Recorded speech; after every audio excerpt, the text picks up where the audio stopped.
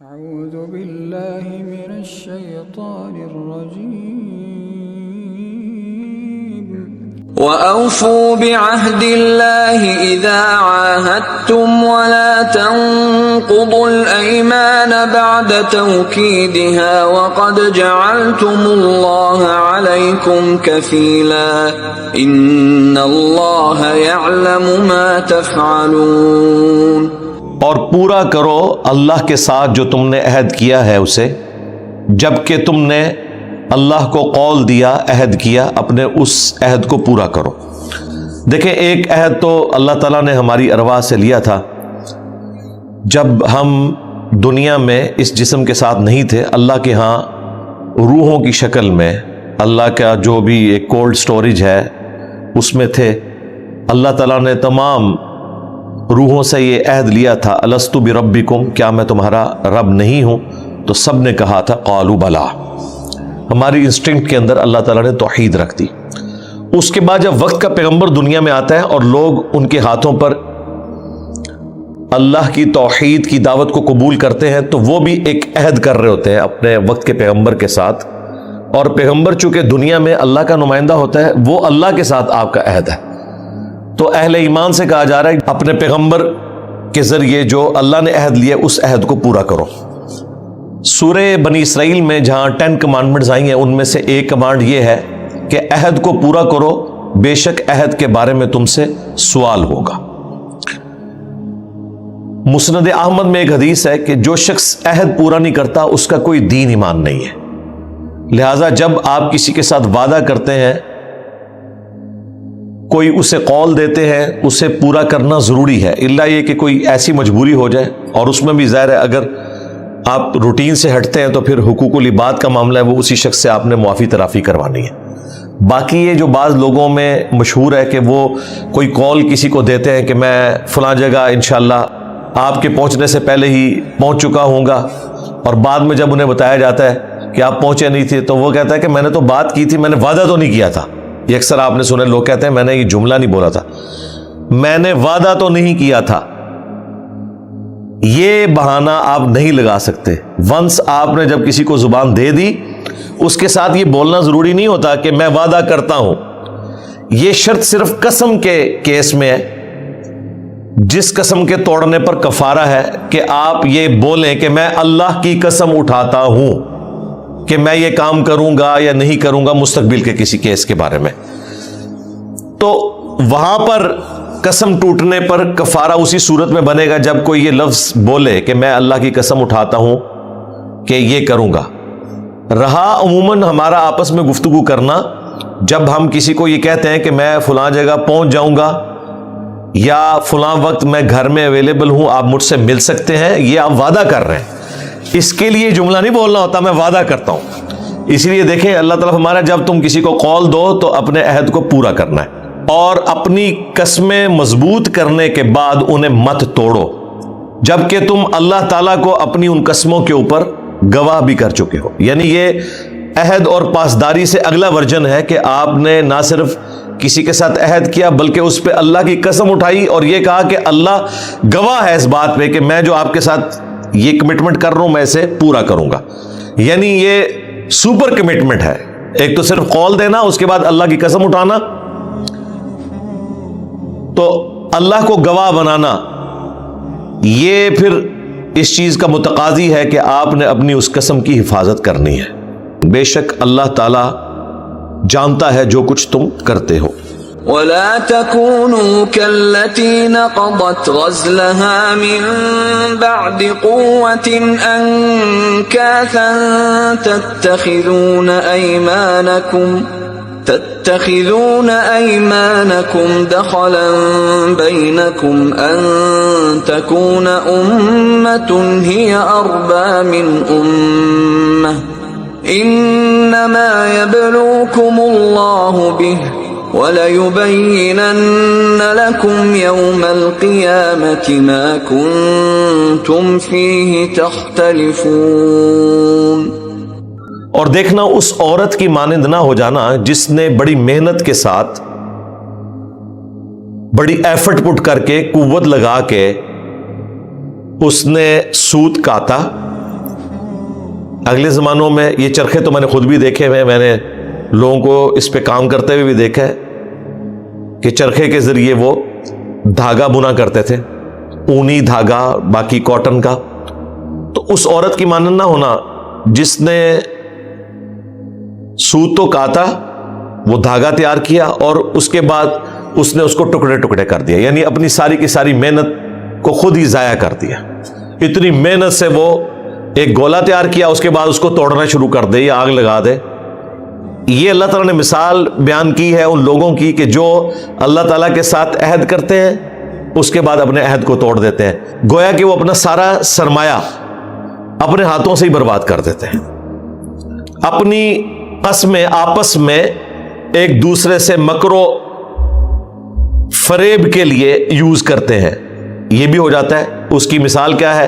تاکہ ایک گروہ دوسرے گروہ سے زیادہ نہ ہو، یعنی ایک گروہ دوسرے گروہ سے آگے نکلنے کے لیے اگر کوئی قبائلی سسٹم میں عہد و پیمان آپس میں کیا ہوا ہے، بعد میں حالات ایسے ہوئے کہ ایک گروہ کمزور ہو گیا، دوسرا طاقتور، تو اب کہ میں اب کسی عہد کی پاسداری نہیں کرتا. یہ حرکت بھی نہیں ہونی چاہیے، یہ مکر و فریب بھی نہیں ہونا چاہیے قسم کے معاملے میں، کہ یہ اس وقت تک تھا، اب نہیں ہے. اس کی ایک مثال جامعہ ترمذی میں، سنن ابی داؤد میں موجود ہے.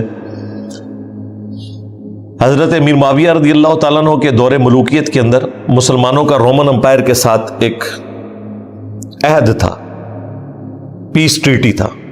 جب وہ ٹریٹی مکمل ہونے والا ہوا، یعنی غروب آفتاب کے وقت اس نے ختم ہو جانا تھا، وہ اپنا پورا ٹائم پیریڈ جو بھی چند مہینوں کا تھا، اس سے پہلے ہی حضرت معاویہ نے اپنی فوجیں لا کے رومن امپائر کے بارڈر کے اوپر بٹھا دی کہ جیسے ہی غروب آفتاب ہوگا ہم ان کے اوپر حملہ کر دیں گے اور ان سے ان کا علاقہ چھین لیں گے.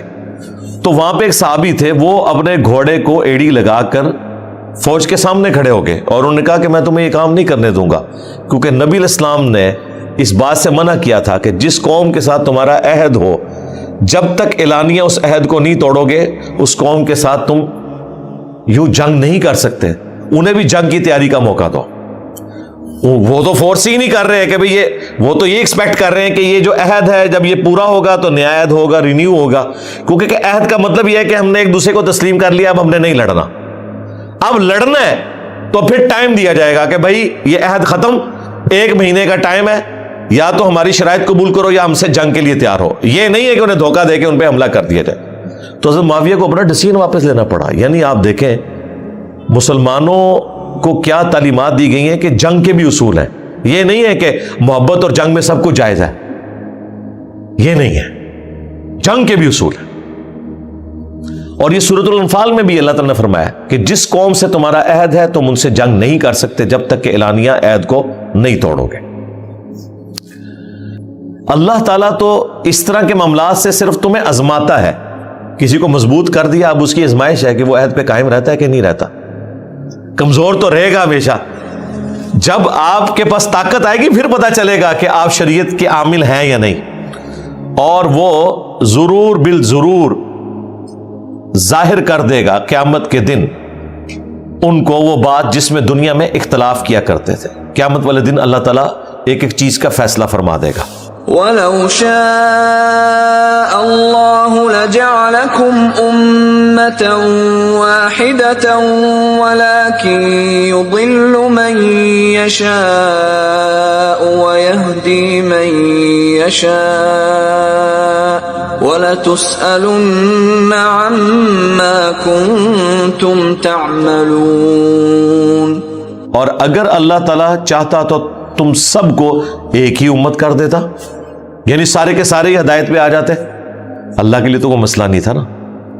یہ جو اللہ کا پلان ہے کہ انبیاء کو بھیجا، چند ایک لوگ ایمان لاتے ہیں، زیادہ تر مخالف ہی رہتے ہیں، کفر کی روش اختیار کرتے ہیں. پھر جو ایمان لانے والے ہیں ان میں سے بھی اکثریت جو ہے وہ حق کے راستے پہ نہیں چلتی، دین اور دنیا کو ایسا ساتھ رکھتی ہے کہ اللہ تعالیٰ کے احکامات کو رونتی چلی جاتی ہے.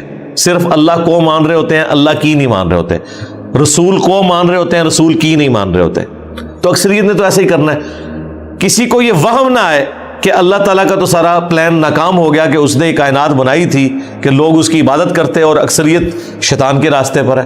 تو اللہ تعالیٰ فرمایا اگر اللہ تعالیٰ نے زبردستی کرنی ہوتی نا تو سب کو ہی ایک امت بنا دیتا, یعنی سب کو ہدایت دے دیتا, لیکن ایسا نہیں ہوگا. لیکن اللہ تعالیٰ گمراہ کر دیتا ہے من یشاء, کہ جو چاہے کہ اسے گمراہ کیا جائے, جو خود گمراہ ہونا چاہے. یہ بھی ترجمہ درست ہے, اور یہ ترجمہ بھی درست ہے کہ جسے اللہ چاہتا ہے اسے گمراہ کر دیتا ہے.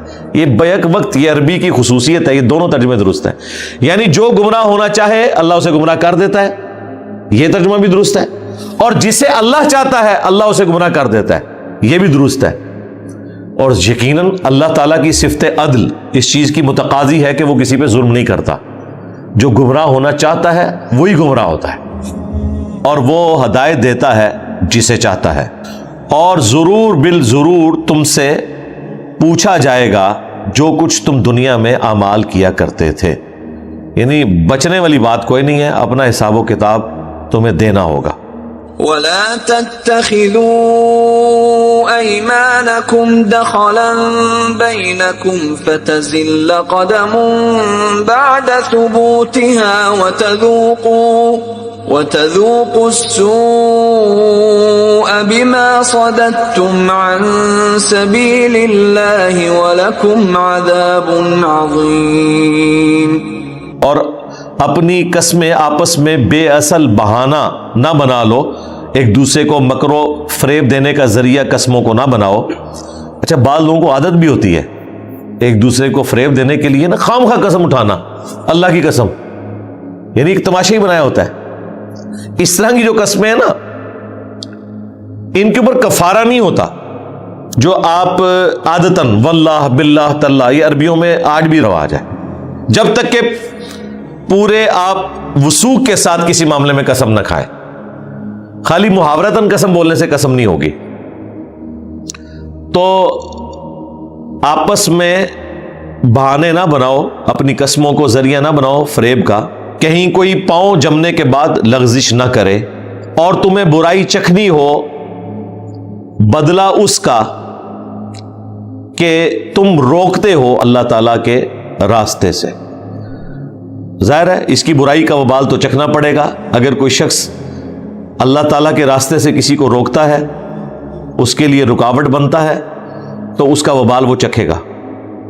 اور اللہ تعالیٰ کی طرف سے ظاہر ہے جب آپس میں پھوٹ پڑے گی قبائلی سسٹم کے اندر, جو آپ عہد و پیمان کے ساتھ اکٹھے رہ رہے ہیں اس کو توڑیں گے تو پھر آپ کے قدم بھی نہیں جمیں گے. یہ نیچرل چیز ہے, اور تمہیں بڑا عذاب ہونے والا ہے. وَلِعَوْذُ بِاللَّهِ تَعَالَى اللَّهُمَّ أَجِرْنَا مِنَ النَّارِ. وَلَا تَشْتَرُوا بِعَهْدِ اللَّهِ ثَمَنًا قَلِيلًا إِنَّمَا عِندَ اللَّهِ هُوَ خَيْرٌ لَكُمْ إِن كُنتُمْ تَعْلَمُونَ. اور اللہ تعالیٰ کے ساتھ کیے ہوئے عہد کو دنیا کی دولت کے عوض مت فروخت کرو, دنیا کی منفعت کے اگینسٹ. علماء یہود تو دنیا کی منفعت کی خاطر غلط فتوے بھی دے دیا کرتے تھے, حالانکہ خود شریعت کے کسٹوڈین ہوتے تھے, لیکن اشرافیہ کو خوش کرنے کے لیے, انہیں سزاؤں سے بچانے کے لیے ٹیلر میڈ فتوے دے دیا کرتے تھے.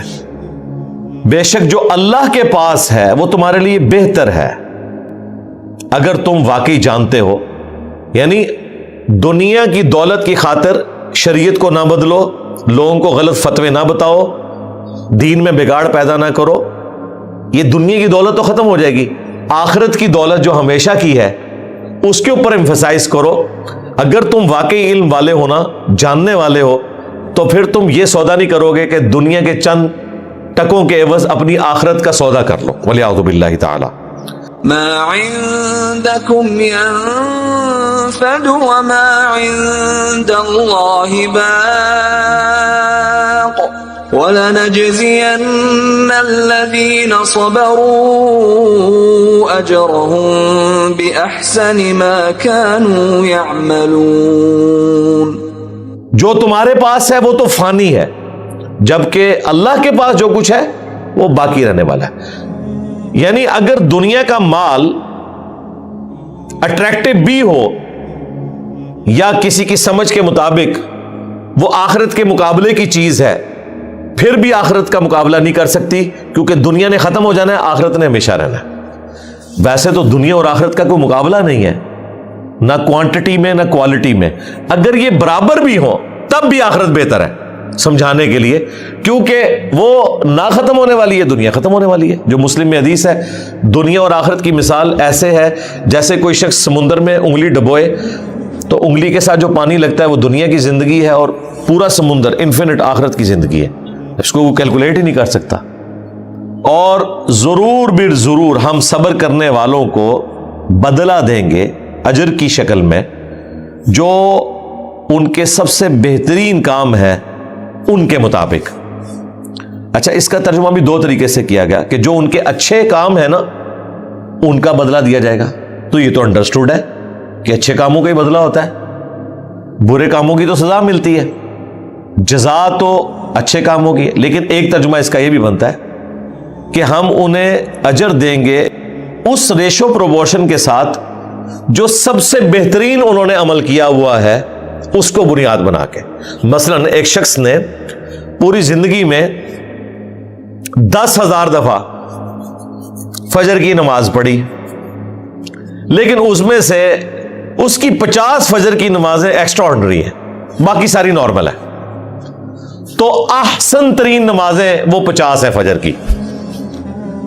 قیامت والے دن جب اللہ تعالیٰ 10,000 فجر کی نمازوں کا بدلہ دے گا نا تو ان 50 کے حساب سے دے گا۔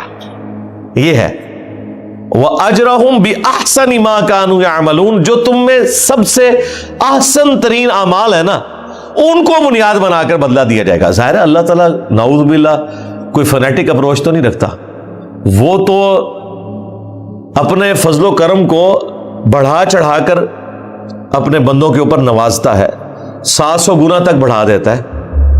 تو دنیا میں تو یہ ہوتا ہے کہ جو انسان نے سب سے برا طریقے سے کوئی کام کیا ہوتا ہے نا اس کو لوگ کنسیڈر کر کے نا اس کے اچھے کام کو بھی 0 سے ملٹیپلائی کر دیتے ہیں، جبکہ اللہ تعالیٰ کوئی ایک اچھا کام کیا ہوا ہے ایسا، اس کی بنیاد کے اوپر باقی اچھے اعمال کا بھی ثواب اسی لیول کا دیا جاتا ہے۔ من عمل صالحا من ذكر أو أنثى وهو مؤمن فلنحيينه حياة طيبة وَلَنَجْزِيَنَّهُمْ أَجْرَهُمْ بِأَحْسَنِ مَا كَانُوا يَعْمَلُونَ۔ جو کوئی اچھا عمل کرے، خواہ وہ مرد ہو یا عورت، اور وہ ہو مؤمن، یہ مؤمن ہونا شرط ہے، ورنہ اگر کوئی ایمان پر نہیں تو اس کے اعمال کا بدلہ دنیا میں اسے ملے گا۔ اگر ایمان پر ہے تو آخرت کا بدلہ اسے ملے گا، ورنہ مدر ٹریسا شرک کی حالت میں دنیا سے گئی ہے تو دنیا میں اس نے نوبیل پرائز لے لیا، اپنی عزت کما لی، اللہ کے حضور اس کو اعمال کا بدلہ ملنا ہے آخرت میں جو مؤمن ہوا، جس کا عقیدہ شرک سے پاک ہوا، خواہ وہ مرد ہوا یا عورت اور مؤمن، تو ہم ضرور انہیں دیں گے پاکیزہ زندگی۔ اب یہ زندگی دنیا کی زندگی بھی ہو سکتی ہے، آخرت کی بھی۔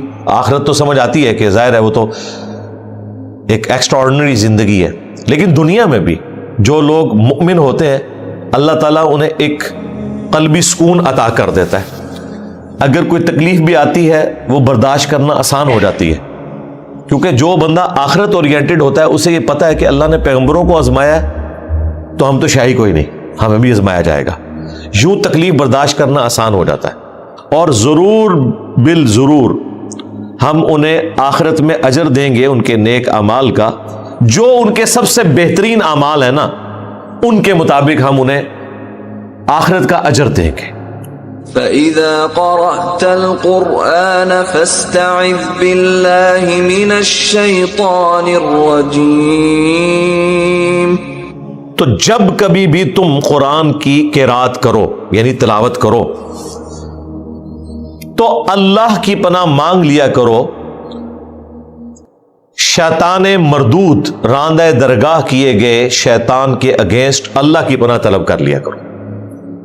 یہ قرآن کی آیت اس بات کا ثبوت ہے کہ قرآن کی تلاوت کے آغاز میں آپ نے اعوذ باللہ من الشیطان الرجیم پڑھنا ہے۔ قرآن کی تلاوت سے پہلے بسم اللہ الرحمن الرحیم پڑھنا کوئی واجب نہیں ہے، سوائے اس پورشن کے کہ جہاں آپ سورت کو سٹارٹ کر رہے ہیں، اور اس میں بھی ایک ایکسیپشن ہے کہ سورہ توبہ سے پہلے آپ نے بسم اللہ نہیں پڑھنی۔ باقی قرآن کی 113 سورتیں سورۃ الفاتحہ سے لے کر سورۃ الناس تک ایکسکلوڈنگ سورہ التوبہ کے، جب سٹارٹ کریں گے نا سورت تو بسم اللہ ساتھ پڑھنا یہ سنت ہے، وہ مصحف کا حصہ ہے۔ وہ قرآن میں اس سورت کی آیت نہیں ہے لیکن قرآن کا حصہ ہے، آیت کے طور پر بھی آیا ہے قرآن میں، انہو من سلیمان وانہو بسم اللہ الرحمن الرحیم، یہ آیت نمبر 30 ہے سورۃ النمل کی، وہاں پہ بسم اللہ ایز اے آیت ہے، ایز این آیت ہے، لہذا 114 کی گنتی پوری ہو گئی۔ وہ جو سورہ توبہ سے پہلے نہیں تھی نا وہ سورۃ النمل کے اندر چلی گئی، 114 بسم اللہ قرآن میں ہے، لیکن ان میں سے 113 جو ہیں وہ سورتوں کی آیت کے طور پر نہیں ہے، قرآن کا حصہ ہے، فاتحہ سے بھی پہلے، بقرہ سے بھی پہلے، لیکن وہ آیت کی نمبرنگ میں شمار نہیں ہوگا، قرآن کا حصہ ہے۔ جب آپ سٹارٹ سے سورت شروع کریں گے تو آپ پھر بسم اللہ پڑھیں گے، لیکن اس سے بھی پہلے پڑھنا کیا واجب ہے؟ اعوذ باللہ۔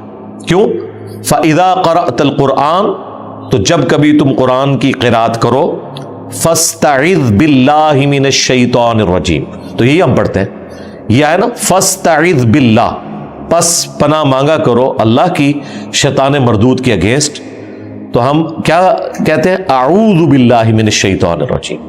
تو اعوذ باللہ من الشیطان الرجیم کا حکم سورہ النحل کی آیت نمبر 98 میں آ گیا، لہٰذا قرآن سے پہلے اعوذ باللہ من الشیطان الرجیم پڑھنا یہ واجب ہے، فرض ہے۔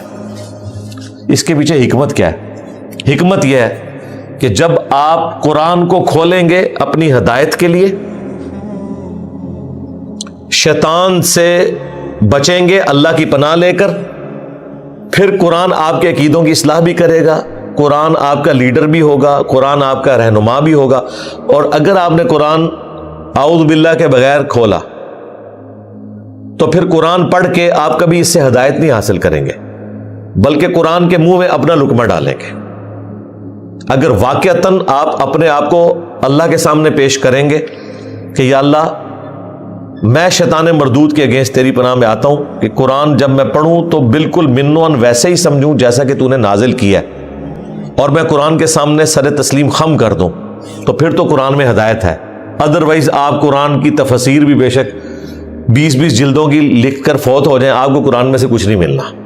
اگر آپ قرآن میں سے ہدایت نہیں حاصل کرنا چاہتے، قرآن کو اپنا امام نہیں مانتے، تو پھر قرآن میں آپ کے لیے کوئی ہدایت نہیں ہے۔